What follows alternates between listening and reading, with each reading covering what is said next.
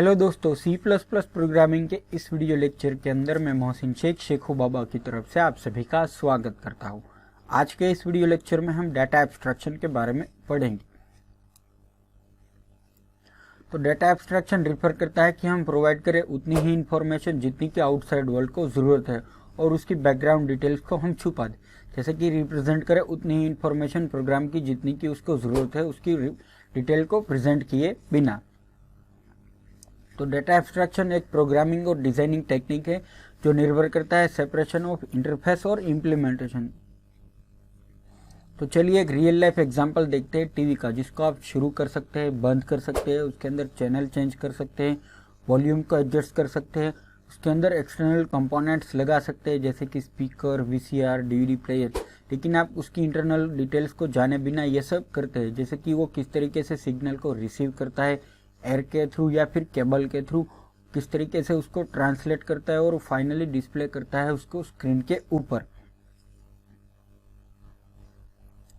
तो इस प्रकार हम कह सकते हैं कि टेलीविजन की दो क्लियर सेपरेट से इंटरनल इम्प्लीमेंटेशन और एक्सटर्नल इंटरफेस। और एक्सटर्नल इंटरफेस के साथ आप खेल सकते हैं जैसे कि power button, channel changer, volume control, उसकी इंटरनल की जीरो नॉलेज के बगैर।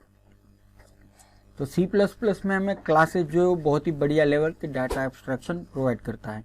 वो प्रोवाइड करता है सुफिशिएंट पब्लिक मेथड आउटसाइड वर्ल्ड के लिए, जिसके साथ वो फंक्शनैलिटी कर सकते हैं उसके ऑब्जेक्ट के साथ और डेटा को मैनिपुलेट कर सकते हैं उस ऑब्जेक्ट के डेटा को। जैसे उसका मतलब ये हुआ कि वो एक्चुअली स्टेट को जाने बिना कि क्लासेस जो है वो किस तरीके से इंटरनली इम्प्लीमेंट हुए हैं, ये जाने बगैर वो काम कर सकते हैं। तो अगर एग्जाम्पल के रूप में देखें तो आप एक फंक्शन जो है वो सॉर्ट नाम का कॉल करते हैं, लेकिन आपको ये मालूम नहीं है कि वो कौन सा एल्गोरिदम यूज कर रहा है उस फंक्शन के अंदर आपकी वैल्यू जो दी गई है उस फंक्शन को सॉर्ट करने के लिए। इनफैक्ट उसकी जो अंदरूनी इम्प्लीमेंटेशन है वो सॉर्टिंग फंक्शनैलिटी की वो चेंज होती रहेगी उसकी लाइब्रेरी के रिलीज के दौरान। लेकिन जब तक आपका इंटरफेस जो है वो सेम रहेगा, आपका फंक्शन जो है वो काम करता रहेगा। तो सी प्लस प्लस में हम क्लासेस को यूज करते हैं हमारी खुद की एब्स्ट्रैक्ट डाटा टाइप को डिफाइन करने के लिए, जिसको हम एडिटी कहते हैं। तो आप जैसे कि यूज कर सकते हैं cout object class ostream का डाटा को स्ट्रीम करने के लिए, स्टैंडर्ड आउटपुट करने के लिए, जैसे कि कुछ इस तरीके से। तो यहाँ पर मैंने हेलो सी प्लस प्लस सी आउट कर दिया है। तो यहाँ पर जो है वो आपको इतना ही जानने की ज़रूरत है, सी आउट जो है वो डिस्प्ले करता है। आपको ये जानने की ज़रूरत नहीं है कि सी आउट फंक्शन किस तरीके से डिस्प्ले करता है यूज़र की स्क्रीन के ऊपर टेक्स्ट। आपको सिर्फ और सिर्फ इतनी ही जानने की ज़रूरत है कि जो पब्लिक इंटरफेस है सी आउट की और उसकी जो अंदरूनी इम्प्लीमेंटेशन है फ्रीली आप चेंज कर सकते हैं। यानी कि हेलो सी प्लस प्लस जो कॉट्स के बीच में लिखा हुआ है वहाँ पर आप कुछ भी लिखेंगे तो वो ऑटोमेटिकली उसको प्रिंट कर देगा। Access label informant C plus plus में हम यूज करते हैं एक्सेस लेबल डिफाइन करने के लिए एब्स्ट्रैक्ट इंटरफेस क्लास के अंदर। तो क्लास जो है वो 0 और उससे ज्यादा एक्सेस लेबल उसके अंदर हो सकते हैं। तो जो मेंबर डिफाइन होंगे पब्लिक लेबल के अंदर वो एक्सेसिबल रहेंगे पूरे प्रोग्राम के अंदर। और जो इस तरीके के डाटा एब्स्ट्रैक्शन व्यू होगी वो उसकी टाइप जो है वो डिफाइन होगी पब्लिक मेंबर।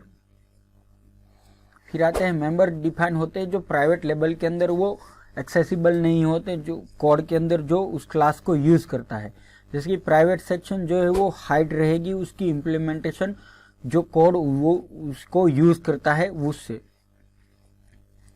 तो यहाँ पर किसी भी तरीके की रिस्ट्रिक्शन नहीं है कि आप कितने एक्सेस लेवल लगाते हैं क्लास के अंदर। हर एक एक्सेस लेवल जो है वो स्पेसिफाई करेगा उसकी access level succeeding member definition के लिए।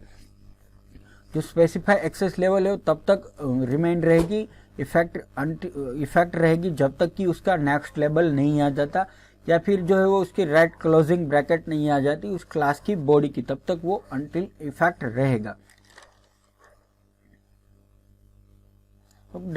डाटा एब्स्ट्रैक्शन को यूज करने के बेनिफिट। तो डाटा एब्स्ट्रैक्शन दो इंपॉर्टेंट एडवांटेज प्रोवाइड करता है। तो वो क्लास के इंटरनल को प्रोटेक्ट करने देता है बेपरवाह यूजर लेवल की एरर से जो करप्ट कर सकते हैं हमारे ऑब्जेक्ट को। दूसरा है कि समय के साथ क्लासेस की इम्प्लीमेंटेशन के अंदर रिक्वायरमेंट बदल सकती है या फिर बग रिपोर्ट कर सकते हैं विदाउट यूजर लेवल के कोड को चेंज किए बिना। तो अगर आप क्लास के अंदर डाटा मेंबर को डिफाइन करते हैं प्राइवेट सेक्शन के अंदर, तो केवल ऑथर है वो डाटा को अंदर के चेंज कर सकता है। अगर इम्प्लीमेंटेशन बदलेगी तो क्लास को के कोड को एग्जामिन करके ज़रूरत के हिसाब के साथ किस तरीके से चेंज करना है इसको इफेक्ट करेगा।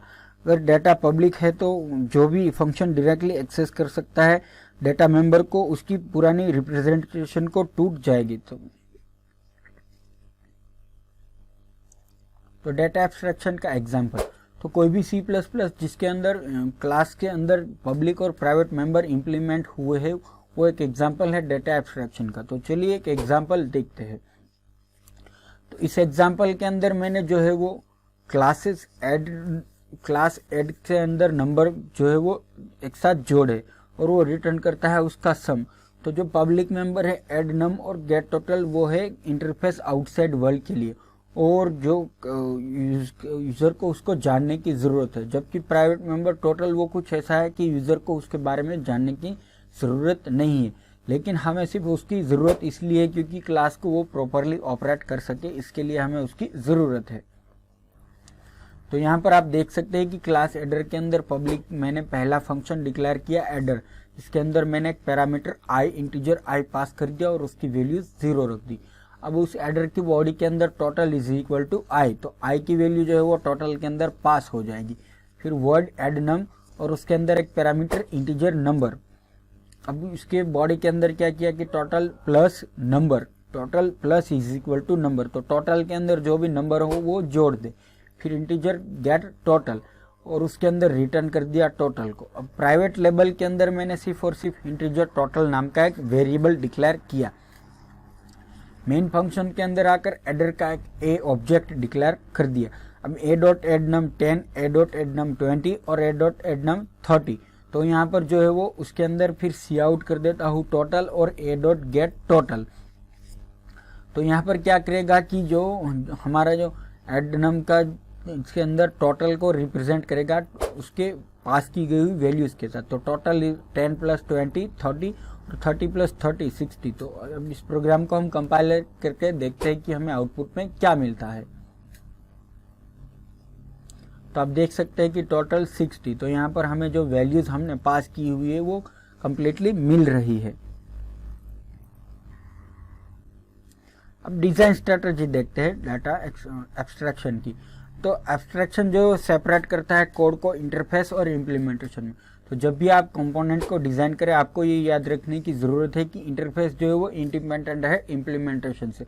तो जब भी आप उसकी अंदरूनी इम्प्लीमेंटेशन को चेंज करें तो इंटरफेस जो है वो रिमेन रहेगा अनअफेक्ट, यानी कि उसके अंदर कोई भी चेंज नहीं होगा। तो यहाँ पर इस केस के अंदर कोई भी प्रोग्राम आप देखें तो उसके अंदर इंटरफेस को यूज करता है। तो जब तक जो इंटरफेस जो है वो उसको या तो उस इंटरफेस को आप रिकम्पाइल करके उसको लेटेस्ट इम्प्लीमेंटेशन के साथ आप उसको आसानी से जोड़ सकते हैं। दोस्तों ये था मेरा डाटा एब्स्ट्रैक्शन के ऊपर वीडियो लेक्चर। अगर आपने अभी तक हमें सब्सक्राइब नहीं किया है तो हमें सब्सक्राइब कर ले। इसके अलावा अगर आपको ये वीडियो लेक्चर अच्छा लगा तो आप हमें लाइक दीजिए और अगर आपको कोई क्वेश्चन है तो आप नीचे कमेंट में पूछ सकते हैं। हमारा वीडियो देखने के लिए थैंक यू और अगले वीडियो तक के लिए गुड बाय।